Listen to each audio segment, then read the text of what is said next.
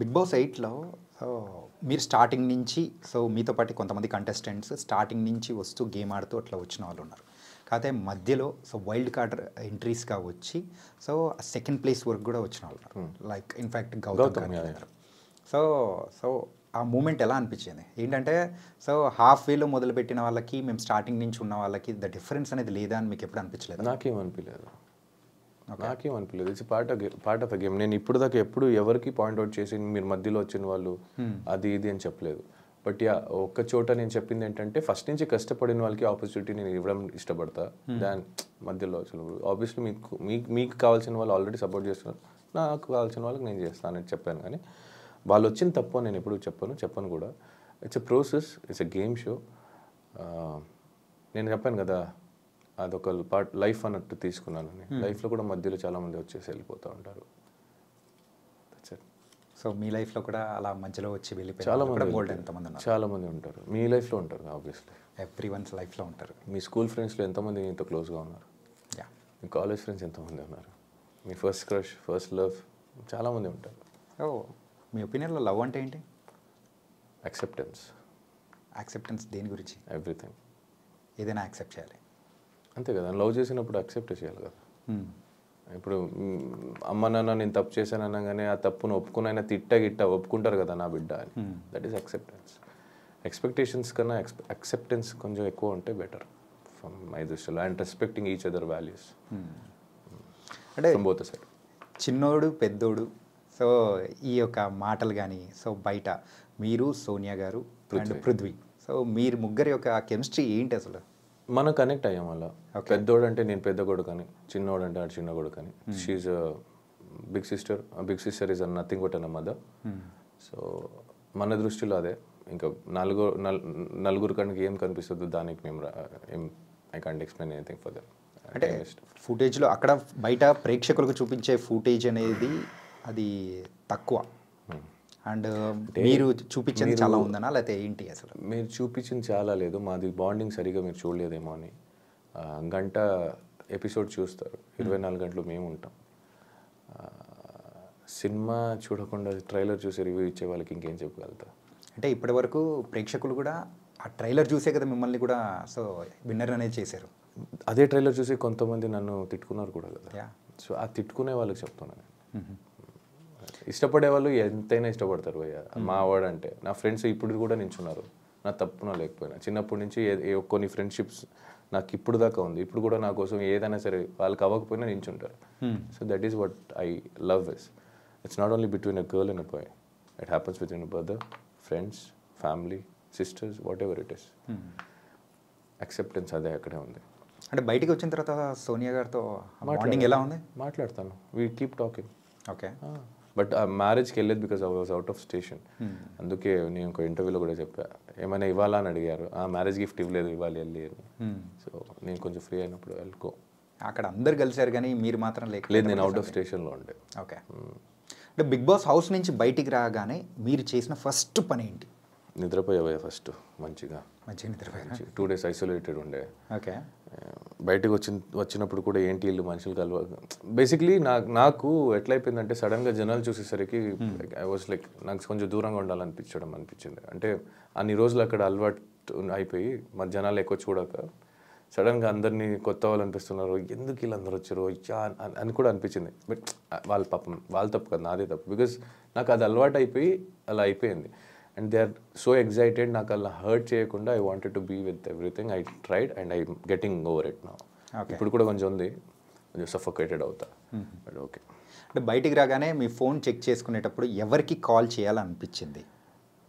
You can use both. No, ఇది అవసరం లేదనుకుంటా. అవసరం లేదా? ఓకే.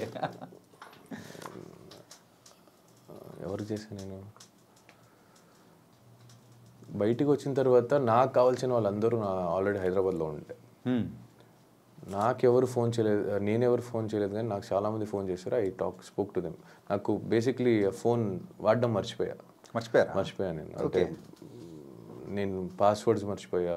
థ్యాంక్ గాడ్ నేను నోట్ చేసుకొని పెట్టుకున్నాను కాబట్టి గుర్తుపెట్టింది.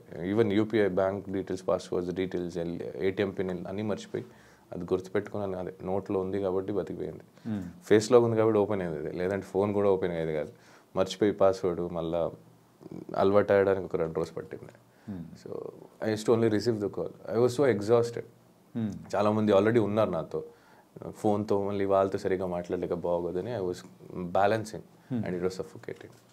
అంటే అలాగే బయటకు వచ్చిన తర్వాత ఫుడ్ కానీ సో బాగా ఫుల్ తింటున్నా, అంటే నాకు నచ్చిందంతా తింటున్నా, అపిటైట్ కొంచెం తగ్గిపోయింది, అంటే ఎక్కువ తినలేకపోతున్నా. లిమిట్ అలవాటు అయింది, అదే లిమిట్ని మెయింటైన్ చేస్తున్నా, బట్ నాకు నచ్చింది తింటున్నా. ఫస్ట్ రాగానే చికెన్ అని ఇంకా దొరికినంత తిన్నాను. ఇడ్లీ కూడా కొత్తగా అనిపించింది నాకు, మసాలా దోశ కొత్తగా అనిపించింది, చాలా అయ్యో పానీపూరి ఇవన్నీ కొత్తగా అనిపిస్తుంది. బయటికి రాగానే ఒక వింత మనిషిలా నేను వింత ప్లేస్కి వచ్చానో లేదా నేనే వింతనా అనిపించింది ఒక చోట నాకు. అంటే అబ్బా ఇవన్నీ అవును కదా, ఇవన్నీ చేసేవాళ్ళం కదా మేము, ఇవన్నీ తినేవాళ్ళు కదా, ఏం గుర్తులేదు, నేను అలవాటు అయిపోయేలా. అండ్ మీరు ఫస్ట్ చూసిన మూవీ బయటికి రాగానే? పుష్ప ఒకటి చూసా, ఇంకోటి శాకాహారి అని ఒక కన్నడ సినిమా చూసా ఓటీటీలో. అండ్ మిమ్మల్ని అంటే బయటికి రాగానే ఇది మొత్తం కొత్త ప్రపంచం, సో కొన్ని న్యూసెస్ మీరు వినేటప్పటికీ ఏంటి ఇంత జరిగిపోయిందా ప్రపంచంలో, మేము ఒక 4 to 5 months 100 రోజులు లేకపోయేటప్పటికి తర్వాత చాలా చేంజెస్ అయిపోయింది అది. అవును, మిమ్మల్ని బాగా ఎగ్జైట్ అంటే డిఫరెంట్గా అనిపించిన న్యూస్ ఏమైనా ఉందా? డిఫరెంట్గా అనిపించింది న్యూస్ అంటే కొన్ని న్యూస్ వల్ల బాధపడ్డా తప్ప ఇంకా డిఫరెంట్గా అనిపించింది అని ఏం లేదు.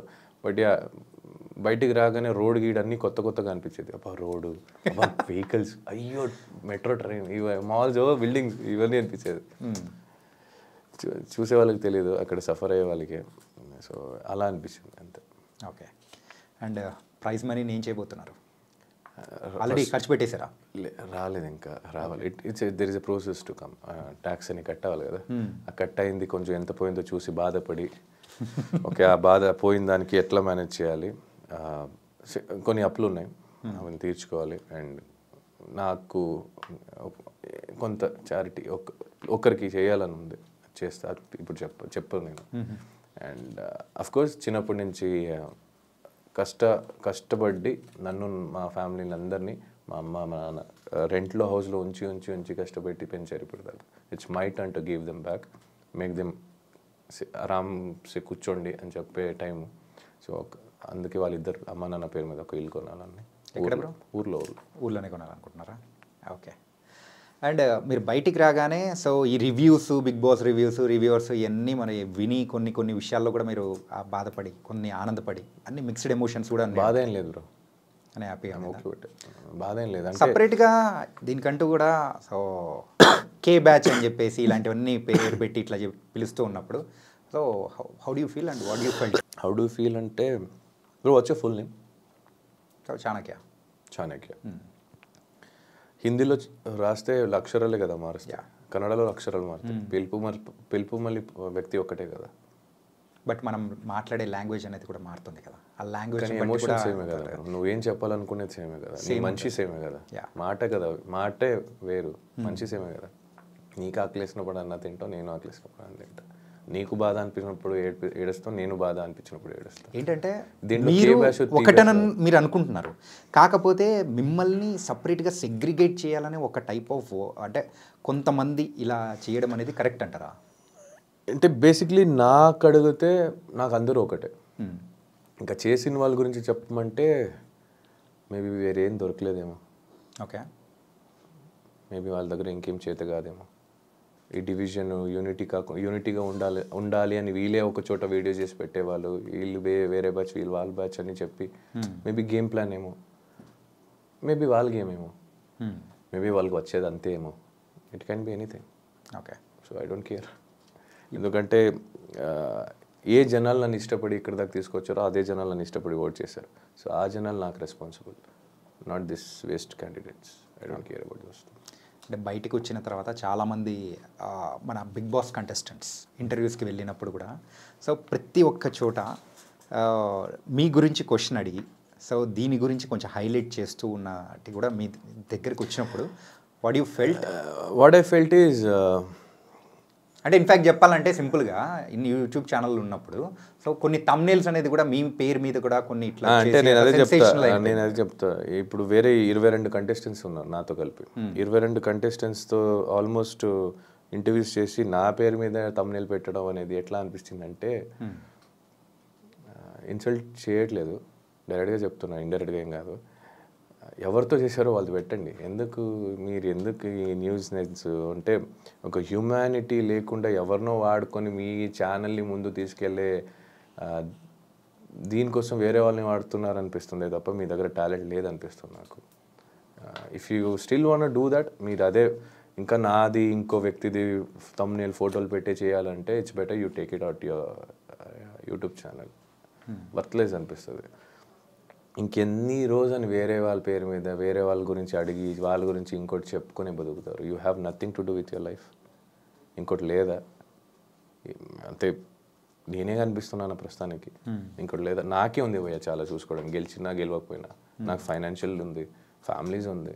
I have many things to take care, I have many responsibility to take care. You guys have nothing. నేను ఇంకోటి ఏం చెప్తా అంటే, ఇప్పుడు మీరు అడిగారు కాబట్టి సాఫ్ట్గా చెప్తా. ఇది మళ్ళీ కంటిన్యూ అయితే నేను ఇంచో పెట్టి పేరుతో చెప్తా. ఇట్స్ బెటర్ యూ డోంట్ గోక్ మీ. బాగా ఎవరో గోకారు అంటే నాకేం ఎఫెక్ట్ కాదు, ఇంకో వ్యక్తికి ఎఫెక్ట్ అవుతుంది. I can sense it. It's better you stop that. అంటే మీరు వెళ్ళి ఎవరిని అడుగుతున్నారు? నా గురించి కొంతవరకు తెలిసిన వాళ్ళకి, ఇన్ అండ్ అవుట్ తెలియని వాళ్ళకి వెళ్ళి అడగట్లేదు కదా మీరు. తెలిసిన వాళ్ళకి అడుగుంటే వాళ్ళు నిజాయితీగా కరెక్ట్గా చెప్తే నేను ఇదే okay, it's done, clear, dust and clear, okay అయిపోయింది. మీరు వాళ్ళకే నా గురించి తెలుసు కొంత, వాళ్ళ దగ్గర మీరు ఏదేదో అడుగుతున్నారు, సెన్స్లెస్ క్వశ్చన్స్. మీరు చూసుకోండి కదా. మెయిన్గా అయితే మీ గురించి ఏంటంటే మీ పర్సనల్ మ్యాటర్ అంటే చెప్పాలంటే మీ ఇది ఎట్లా లవ్ స్టోరీ దాని గురించే ఎక్కువ అన్నారు. పక్కింటోటి దోశలో బొక్క ఉంది, అది కవర్ చేయడానికి వెళ్తున్నారు. వీళ్ళ దాంట్లో తవే బొక్క, వీళ్ళు చూసుకోవచ్చుగా. మీ తట్టలో మీ ప్లేట్లో ఏం పడున్నాయి అది తినండి. మీరెందుకు వేరే వాళ్ళు తినాలని చూస్తున్నారు? నాకు అర్థం కాదు. ఏదైనా ఉంటే I talk to you, come home, నా ఇంటికి రండి, ప్రాబ్లం లేదు. మీ ప్లేస్ చెప్తారా, నేను వచ్చి మాట్లాడతాను, ఐ డోంట్ కేర్. మీరు తినండి, మీకు ఏముందో తినండి. ఎందుకు పక్కన వాళ్ళు బొక్క వీళ్ళు బొక్క కవర్ చేయడం? మీరు చేసుకోండి కదా, అది మేము చూసుకుంటాం. ఇప్పుడు దాకా నేను బిగ్ బాస్లో లేనప్పుడు ఎవరు వచ్చి ఓదారిచ్చలేదు, ఎవరు వచ్చి కన్సర్న్ చూపించలేదు, ఏంట్రా అనేది. ఇప్పుడు వీళ్ళకి టీఆర్పీలు కావాలి, వీళ్ళకి వ్యూస్ కావాలి, వీళ్ళకి వ్యూవర్షిప్ పెరగాలి, సబ్స్క్రైబర్ కావాలి, ఇంకో పర్సనల్ లైఫ్కి దూరాలి. వీళ్ళు చేస్తే నేను దూరుతా. అంటే it's not that it's effecting me, it's effecting me because it is affecting someone. And ఏంటంటే ఎక్కువ దగ్గర కూడా మీరు మీ ఒక రిలేషన్ గురించి కానీ ఎక్కువగా మాట్లాడకపోవడానికి అదర్ పర్సన్ ఎఫెక్ట్ అవుతున్నారనే ఉద్దేశం అని అనుకోవచ్చు కదా. అంతే. అండ్ ఇప్పుడు నా గురించి నేను ఎంతవరకు కేర్ చేస్తాను, ఎంతవరకు నాకు తెలుసు, నేను కావాలంటే నేను చెప్పుకుంటాను. ఐ డోంట్ నాకు ఏమనిపిస్తుందో నేను చెప్తాను, నాకు అనిపించేది వరకు. అది నాకు ఎఫెక్ట్ అవుతుందో లేదో అది నాకు తెలుసు కాబట్టి. ఇప్పుడు నేను చెప్పడం వల్ల అవతల వేరే వ్యక్తి ఎఫెక్ట్ అవుతారంటే ఇట్స్ వెరీ రాంగ్. అండ్ మీరేం చేస్తున్నారంటే వేరే వాళ్ళు వాళ్ళ పేరు తీసుకొని మా పేరు తీసుకొని ఇంకో వీడియోలు చేసుకుంటున్నారు. ఓకే అయిపోయింది, ఇంకా చాలు, చేసింది వీడియో బతికేసారు చాలే, కానీ ఇంకా కట్ చేసుకోండి అంతే చెప్తా. Okay, I don't care who you are, which channel you are running, I'm telling you directly. ఇక్కడికి ఎవరితో ఇంటర్వ్యూ చేస్తారో వాళ్ళు ఫేస్ పెట్టి తమ్నెల్ పెట్టుకోండి, ఇంక చాలు. మన పేరు మా ఫోటోలు మా మొగాలు వాడుకుంది ఇంకా కానివ్వండి. Show your talent, it's time to show your talent. Okay, so కొంచెం చిల్ మోడ్లో. ఓకే, సో ఆల్వేస్ ఎప్పుడు ఇలాగే ఉంటారా? అండ్ డిపెండ్స్ కదా బ్రో. మాట మీద ఒకసారి ట్రై చేస్తా, ఇంక లేదంటే నేను ఎలా రివర్ట్ బ్యాక్ ఇవ్వాలో అలాగే చేస్తా. సో ఇప్పుడున్న జనరేషన్లో యూజువల్గా మనిషిగా ఉన్న వాళ్ళు సో ఏంటంటే బూతులు వాడడం it's quite common. So friends కానీ నార్మల్ అంటే టెర్మినాలజీ లాగా అయిపోయింది అనమాట. అంటారు ఇలాంటి వర్డ్స్ ఆ బిగ్ బాస్ హౌస్లో ఉన్నప్పుడు ఎలా కంట్రోల్ చేసుకున్నారు? ఏదైనా ఎప్పుడైనా యూజ్ చేశారా? అంటే బయటకు వచ్చిన తర్వాత నేనేదో నీ అవ్వ అనేది హైలైట్ చేశారు, బట్ దానికన్నా ముందు చాలామంది చేసినప్పుడు నవ్వారు.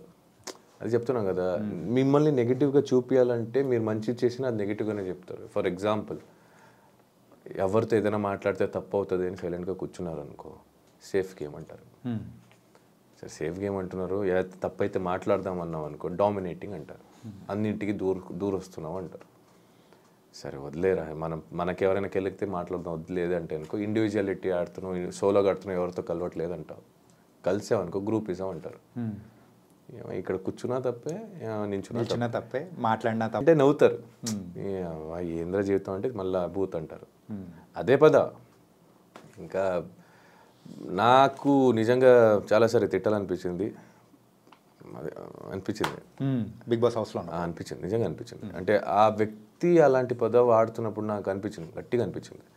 బట్ తర్వాత వెంటనే నాకు సెకండ్ థాట్, ఒక సెకండ్లో నెక్స్ట్ థాట్ వచ్చింది ఏంటంటే, అరుస్తున్నాడు అని మేమెందుకు అరవాలి, అయితే నేను అరుస్తే ఆయనకి నాకు తేడా ఏంటి, ఆ పర్సన్కి నాకు తేడా ఏముంటుంది. అరుచుకొని రోడ్లో ఎంతమంది ఏదో చెప్తారని అందరికీ వెళ్ళి ఎక్స్ప్లెయిన్ చేయలేను, బోర్డు పెట్టుకొని తిరగలేను, జస్ట్ చిల్ అవుట్.